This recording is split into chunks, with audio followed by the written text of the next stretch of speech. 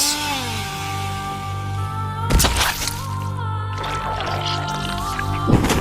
Oh,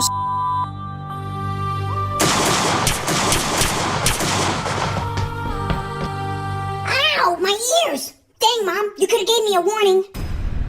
Sorry, honey. It was an automatic reaction.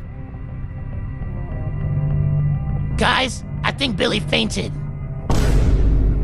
Who cares about Billy? I'm calling the cops. That freak with the chainsaw knows where we live now. Timmy, you and your friend go hide the neighbor's body in the basement. We don't need the cops showing up thinking we had something to do with it.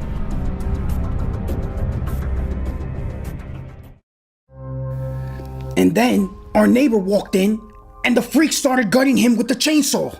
Oh no! Hold up! Did you scream like a girl?